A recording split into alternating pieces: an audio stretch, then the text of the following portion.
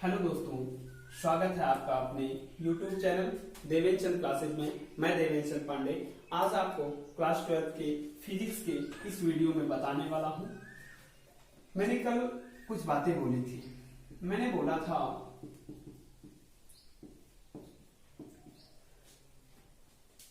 कि अगर आपके पास कोई संधारित्र है तो उसकी दूसरी प्लेट का कार्य क्या होता है। उसकी दूसरी प्लेट का कार्य क्या होता है। तो दोस्तों, दूसरी प्लेट का कार्य क्लियर करने के लिए सबसे पहले आपको ध्यान रखना होगा कि जो दूसरी प्लेट होती है, चले लिखें। पहला क्वेश्चन है फैक्ट नंबर 1, संधारित्र की दूसरी प्लेट का कार्य। संधारित्र की दूसरी प्लेट का कार्य क्या होता है कि वे संधारित्र के आकार को बिना बदले हुए या संधारित्र के आकार को बिना बदले हुए आवश्यक चार्ज संधारित्र में प्रवाहित कर सके। संधारित्र की जो दूसरी प्लेट होती है उसका कार्य यह होता है कि संधारित्र का वह आकार अपरिवर्तित रखे।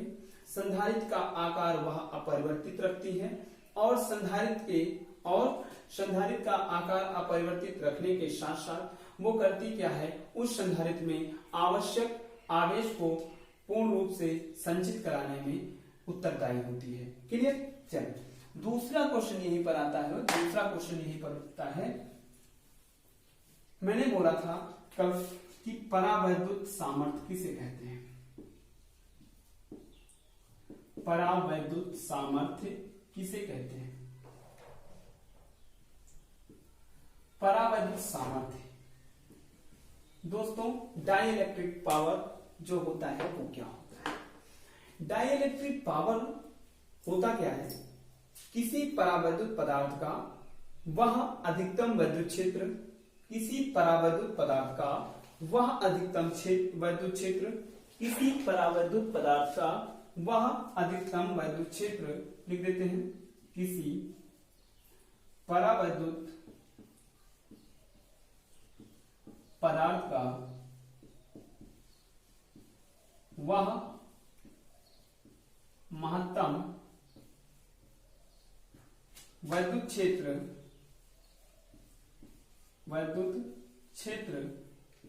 जिसे परावैद्युत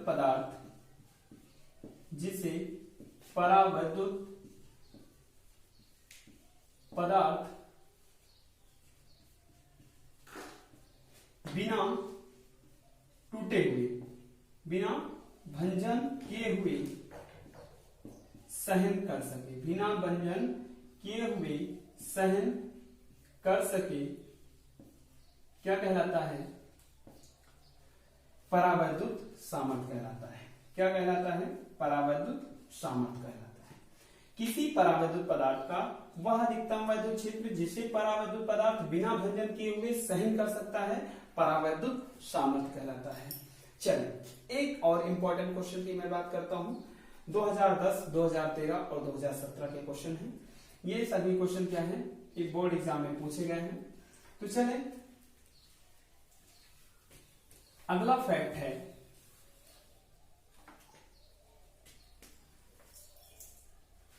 फैक्ट नंबर 3, भंजन विभवांतर। क्या? भंजन विभवांतर। ध्यान रहे, किसी संधारित्र के दोनों सिरों पर उत्पन्न वह न्यूनतम विभवांतर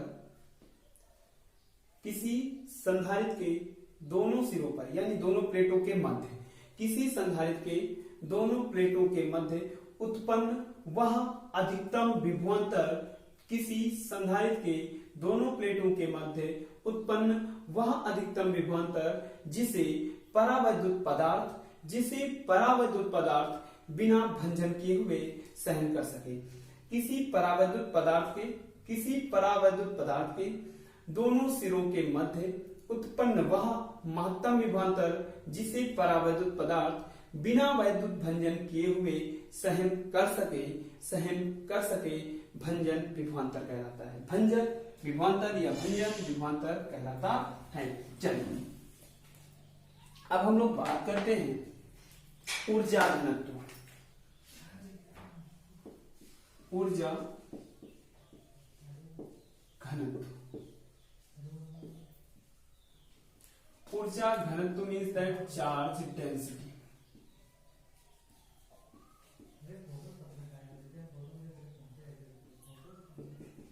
चार्ज डेंसिटी है क्या, समझे। किसी संधारित्र के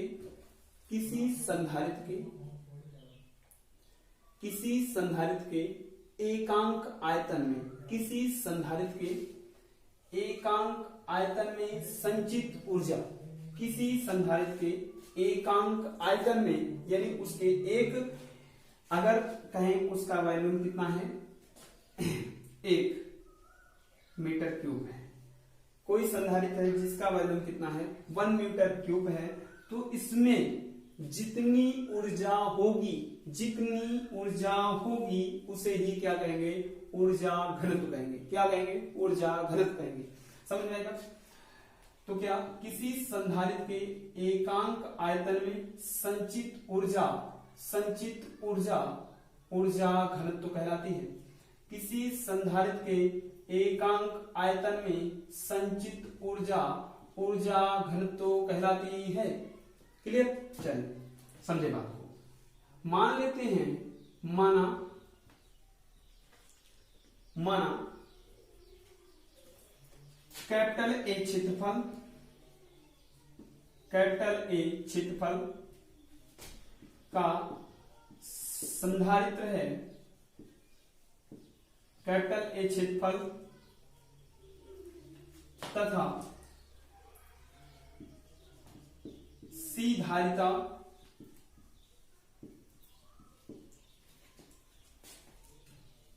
का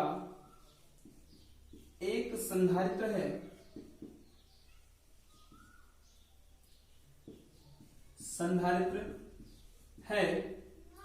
जिसके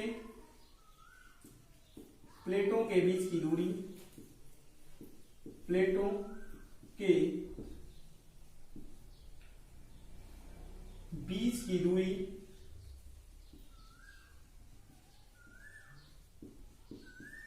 स्मॉल डी है, जिसके प्लेटों के बीच की दूरी स्मॉल डी है। और होता क्या है, तथा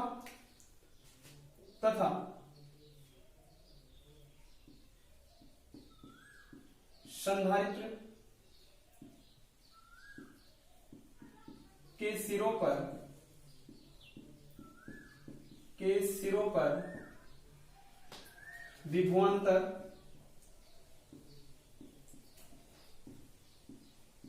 कैपिटल V है। संधारित्र के सिरों पर विभवांतर कैपिटल V है, तो ऊर्जा पहले निकालनी पड़ेगी, क्योंकि ऊर्जा घनत्व बराबर क्या होता है, कुल ऊर्जा या संधारित्र में संचित ऊर्जा बटे आयतन। ऊर्जा घनत्व बराबर क्या होता है, कुल ऊर्जा बटे आयतन। क्लियर। तो संधारित्र के सिरों पर विभवांतर V है, तो प्लेटों के मध्य धारिता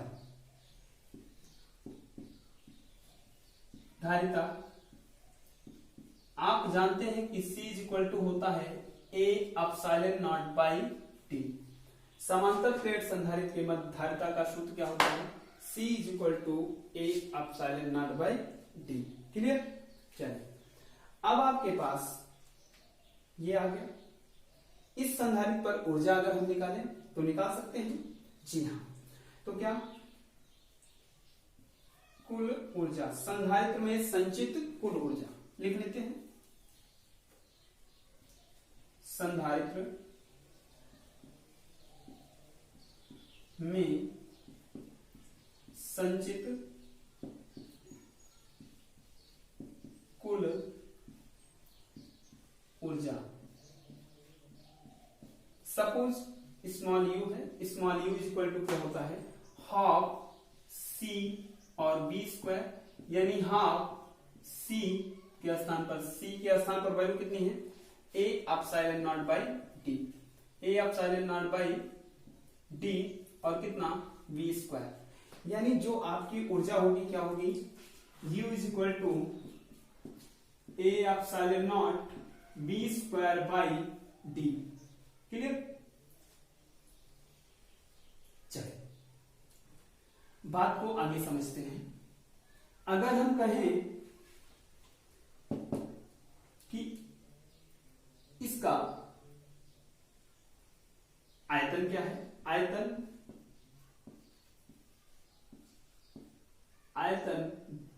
B बराबर क्षेत्रफल इंटू डिस्टेंस D, यानी क्या हो जाएगा A इंटू टी। आयतन को लिख लेते हैं कैपिटल B बड़ा साइज में, ठीक। तो यानी यहां से इसको लिख लो स्मॉल, उसको लिखा हमने कैपिटल, तो इसको लिख लो स्मॉल b, तो यानी b is equal to AD. Clear.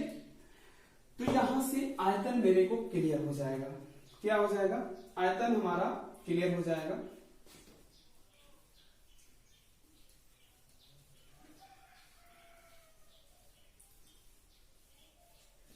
आयतन क्या हो जाएगा दोस्तों, v is equal to A T. Clear. अब एकांक आयतन के लिए यानी ऊर्जा घनत्व, ऊर्जा घनत्व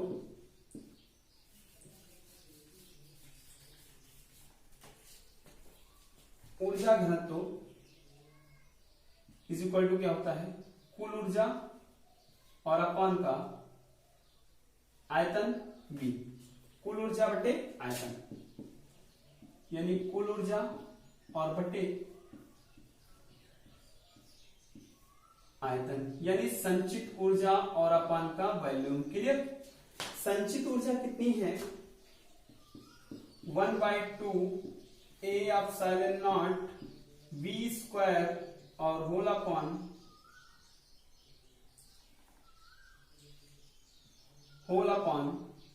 कितना है डी। क्लियर। अब अपान में आयतन, आयतन के स्थान पर वैल्यू कितनी है, ए इंटू डी। दोस्तों बात समझिए। अब हमको पता है, क्या पता है कि यहां पर ए टू डी हो गया। अब ये डी और ये ए, इसके अपॉन करेंगे 1, तो क्या हो जाएगा, ए से ए कैंसिल हो जाएगा, यानी ये आएगा मेरे पास 1/2 epsilon not v square upon D square, v square upon D square. दोस्तों बात समझिए। अब हमको पता है कि क्या, विभव प्रवणता के सूत्र से, किससे, विभव प्रवणता के सूत्र से।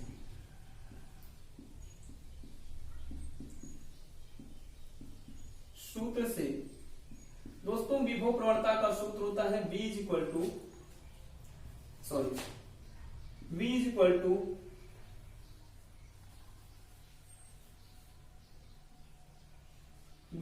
To e upon x, x के स्थान पर distance, v is equal to e by D, v is equal to e by D, sorry e is equal to क्या होता है v बाई x, क्या e is equal to v by x।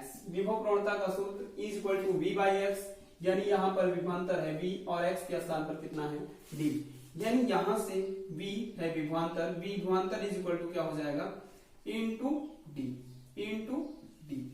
v is equal to हो जाएगा AD.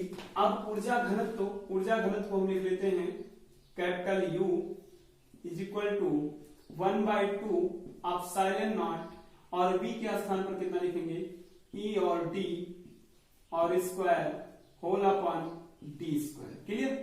तो यानी 1/2 epsilon not और e square हो जाएगा और d स्क्वायर हो जाएगा अपॉन का d स्क्वायर। d स्क्वायर से d स्क्वायर कैंसिल, यानी 1/2 एप्सिलॉन नॉट और e स्क्वायर हो जाएगा 1/2 एप्सिलॉन नॉट e स्क्वायर। जरा ध्यान दें, 1/2 एप्सिलॉन नॉट, इसको ऊपर लिख देते हैं ना, समझ में कम आ रहा है। चल इसको ऊपर लिख देते हैं, इसको ड्रॉप कर देते हैं। ऊर्जा घनत्व U is equal to 1/2 D square से डी स्क्वायर कैंसिल हो गया, बचा क्या, एप्सिलॉन नॉट और ई स्क्वायर। क्लियर? यही है ऊर्जा घनत्व का फार्मूला। क्लियर? ई क्या है, intensity of the electric field, epsilon not क्या है, निर्वात की वैद्युतशीलता। क्लियर? चल आगे देखते हैं। अगर हमसे पूछ लिया जाए, एग्जाम में बहुत पूछा जाता है, ऊर्जा घनत्व की डायमेंशन क्या है, ऊर्जा घनत्व की डायमेंशन क्या है। तो ऊर्जा घनत्व की डायमेंशन के लिए आपको करना क्या है, विमा, ऊर्जा घनत्व की विमा के लिए कार्य की विमा या ऊर्जा की विमा, कार्य की विमा या ऊर्जा की विमा, ऊर्जा की विमा अपॉन का आयतन की विमा। किसकी विमा, आयतन की विमा बराबर किसकी विमा के होगा, ऊर्जा घनत्व की विमा के। तो कार्य की विमा क्या होती है, ml² t-2, और आयतन की विमा क्या होती है दोस्तों, l⁻3। क्लियर? एक l 3 कैंसिल हो जाएंगे, 2 कैंसिल यहां से, यानी m l⁻⁻1 t-2, that is the dimension of charge density. Clear? चल ओके। तो दोस्तों आज के लिए इतना ही, नेक्स्ट वीडियो के साथ फिर से आपसे मिलेंगे। ओके, तब तक के लिए bye bye, see you, take care, all the best, very very all the best. पढ़ते रहें और खुश रहें, अच्छे से रहें, स्वस्थ रहें, सुरक्षित रहें, घर पर ही रहें। Okay guys, thanks for watching. और अगर वीडियो आपको पसंद आ रहा है दोस्तों, तो चैनल को सब्सक्राइब जरूर करते रहिए और अपने दोस्तों के साथ शेयर करते रहिए और बेल आइकन जरूर दबाइए ताकि आपको नए वीडियो के नोटिफिकेशन सबसे पहले मिल जाए। ओके गाइस, आपका सहयोग मेरे लिए छोटा छोटा मिलकर एक घड़ा भरेगा और आपके सहयोग से मैं और ही अच्छा से अच्छा कर पाऊंगा। आपके सहयोग का मैं सदैव आभारी रहूंगा। Okay guys, thanks, all the best.